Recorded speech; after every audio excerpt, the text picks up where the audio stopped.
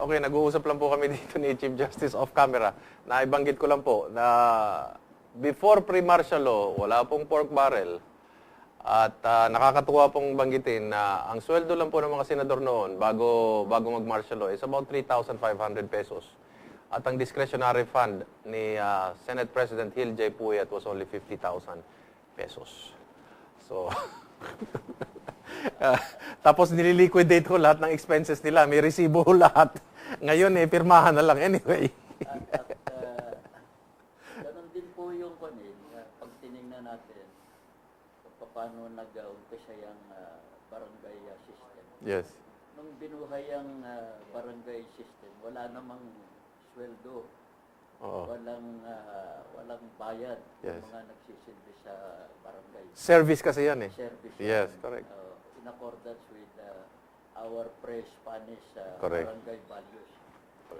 Ngayon po, may marami ng perang napupunta sa barangay. Pati na meron na silang IRA at iba't iba pa. Correct. Kanya napakarami nang tumatakbo sa iba't ibang barangay positions. Correct, correct. May tanong ko po sa inyo, Mr. Chief Justice, no? Lumabas po sa pahayagan ngayong umaga na mga 16 na mga senador natin, and I'd like to give credit where credit is due. This was started by Senator Chis Escudero, and then of course you have Senator Grace Poe, and then Senator Coco Pimentel. Ito yung unang tatlo, the three musketeers who started this very commendable act, no, of giving up, abolishing their PDAF. Ano pong all in all sa 16 senators, we will have about 3 billion, no? Ang parang savings natin ito. Ano ang masasabi ninyo dito sa 16 of the senators? I don't know what the others will do, but at least as far as the 16 senators are concerned. Dapat po talagang magpasalamat tayo dyan. At ang ibig sabihin niyan ay nakikinig sila sa kagustuhan ng taong bayan. Ngunit kahit ganyan ang balita, ay tinitingnan pa rin natin kung yan ba magiging makatotohanan.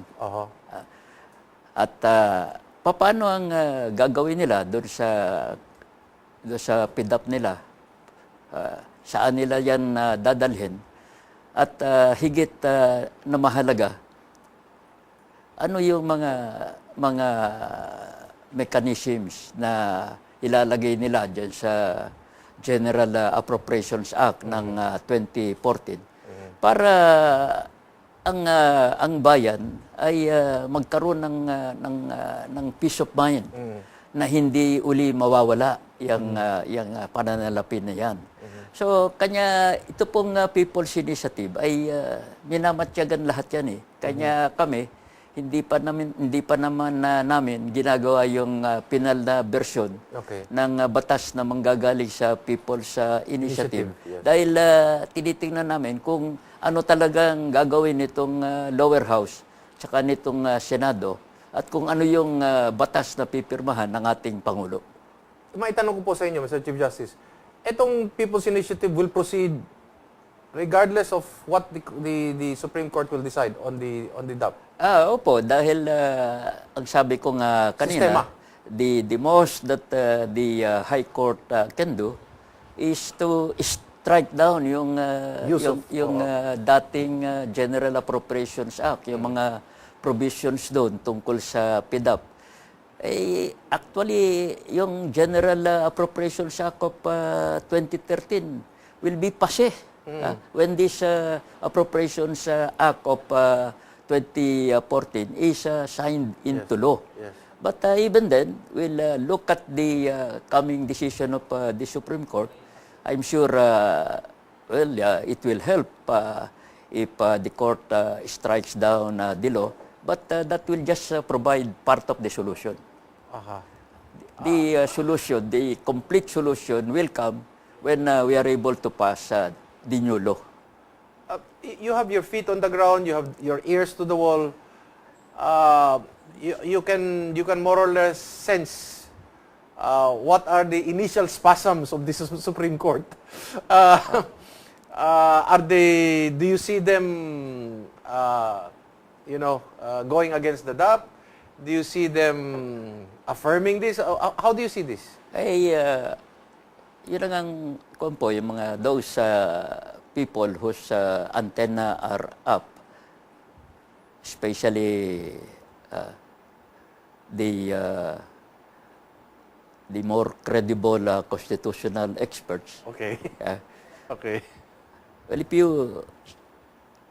you discern all these things, I think well, it's a forecast. Okay. I think there is a good chance on the part of the petitioners, although I do not foresee Oo. a unanimous court. Okay. Maybe there will be, whichever way it goes, will not have a unanimous court. There will be splits along the way. But nonetheless, to me, the petitioners have a good chance. What is your forecast after it is struck down? What do you see Malacanang doing? What do you see Congress doing?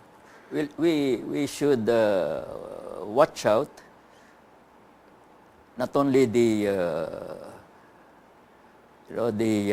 result of the petitions, not only the dispositive portion, but the body of the decision. We should look at the language that will be used by the court.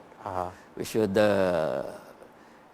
watch more specifically what will be the findings of facts of the High Court.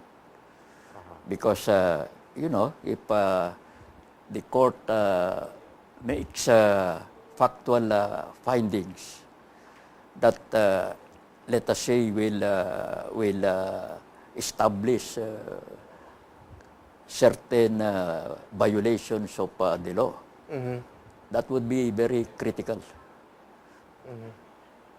That we should watch out, because that will already be laying down the different liabilities, especially of certain public officials.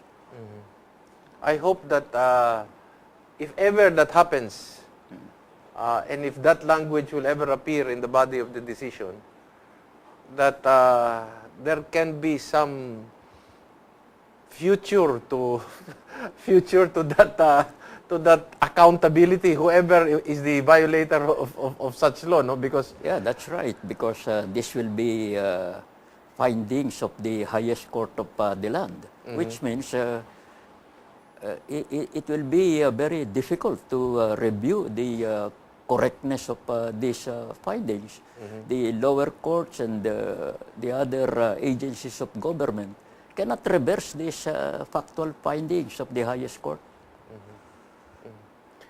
Itanong ko sa inyo, Mr. Chief Justice, no? Are you or your group crafting already more or less the structure of what looks like, if I might use the word, bill Yes.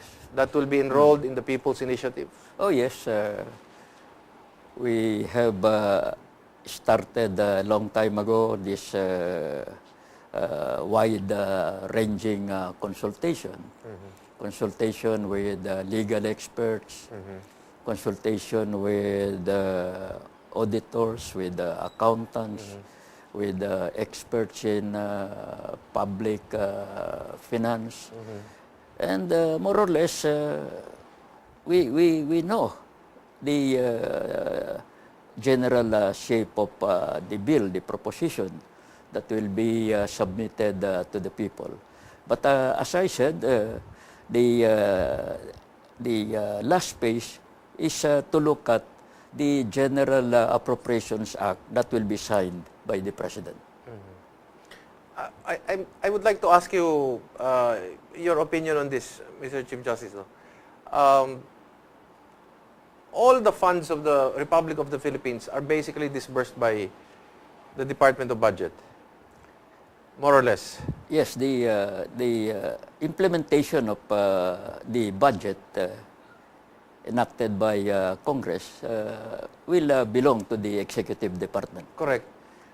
Is there a way for us to pass a law that will allow a budget officer assigned by the Supreme Court, representing the interests of the Supreme Court, as well as a budget officer representing the Congress and the Senate of the Philippines, who will also be part of that Department of Budget, in order that they are in a position to also certify, to also look at the financial standings of the entire government and of the respective branches of government. So there is now some way of transparency between all the three branches of government.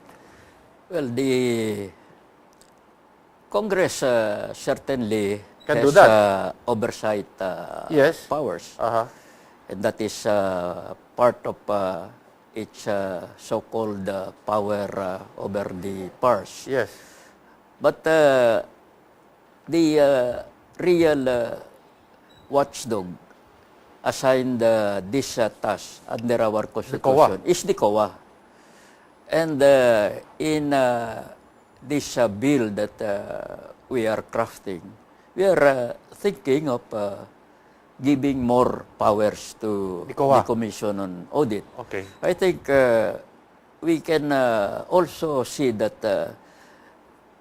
in this all this Napoles controversy, somehow there were lapses also on the part of some people from the Commission on Audit in the faithful performance of their duties.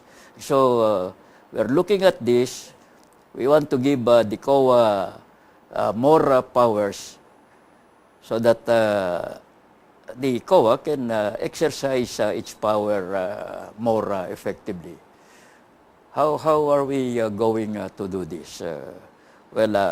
Offhand, we are thinking of endowing or giving COA the power to prosecute. Right now, we see the impotence of the COA. Commission on Audit. COA does all the investigation and After yet, the fact. yes, and yet after doing all this, they have yet to go to the Department of Justice, go to the Ombudsman, and again try to prove that there is a probable cause in all these cases. And that means you lose a lot of time and you duplicate a lot of efforts. So perhaps that is one way. And that is not a real novelty. You look at COMELEC.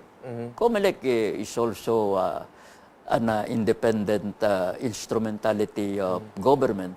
And part of its independence is the grant of power to the COMELEC to prosecute, Quasi. file cases involving violations of the election law.